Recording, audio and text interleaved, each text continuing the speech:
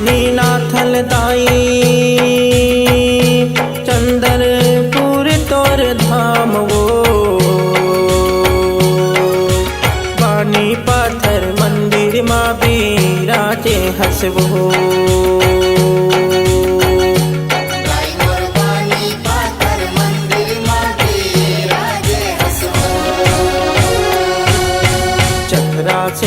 नाथल दाई चंदरपुर तोर धाम वो पानी पाथर मंदिर माँ बिराजे हसबो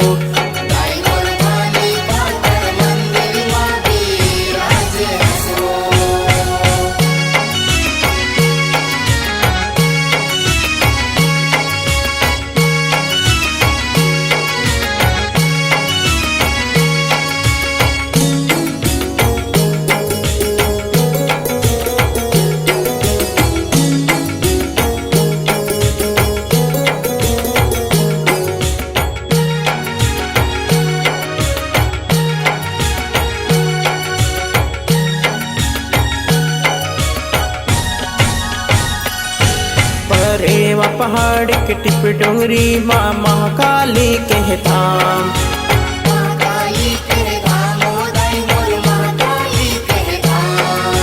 रेवा पहाड़ के टिप डोंगरी माँ महाकाली के धाम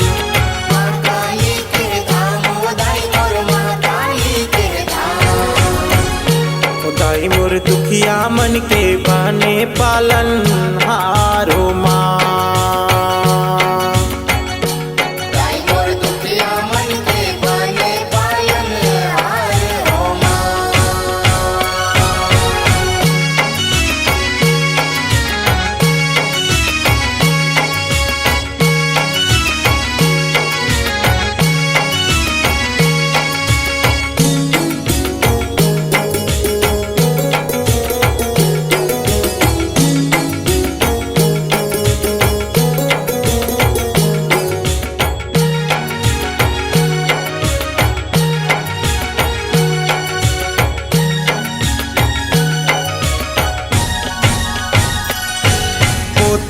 पहाड़ के तीर माताई संकट मोचन हनुमान संकट मोचन हनुमान संकट मोचन हनुमान ओ तलदा पहाड़ के तीर माताई संकट मोचन हनुमान संकट मोचन हनुमान संकट मोचन हनुमान पहाड़ ऊपर ले बोहावे अमृत धार हो माँ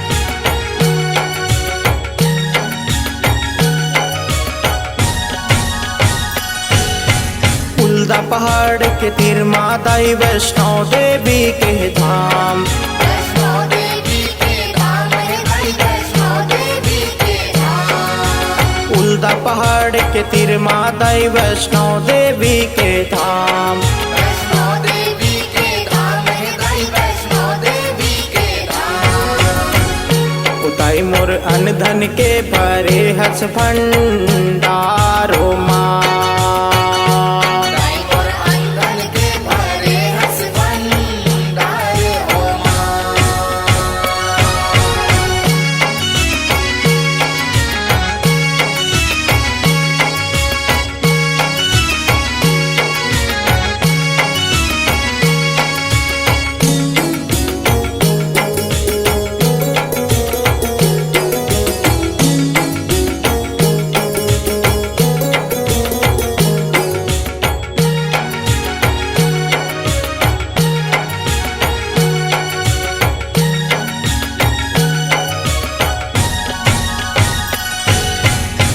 परगढ़ द्वार सिद्धेश्वर बाबा के महिमा अपरंपार। महिमा अपरंपार गाई मोर महिमा अपरंपार। परगढ़ द्वार सिद्धेश्वर बाबा के महिमा अपरंपार। महिमा अपरंपार गाई मोर महिमा अपरंपार। परगढ़ द्वारीला बनाए तीरथ धाम हो माँ। परगढ़ द्वारीला बनाए तीरथ धाम हो माँ। चंद्रा से नीनाथल दाई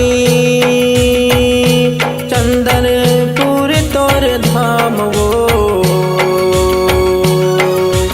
बानी पाथर मंदिर माँ बिराजे हसबो।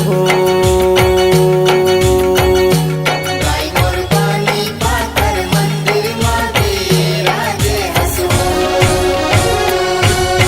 चंद्रा से नीनाथल दाई चंदरपुर तोर धाम वो। पानी पाथर मंदिर माँ बिराजे हसबो।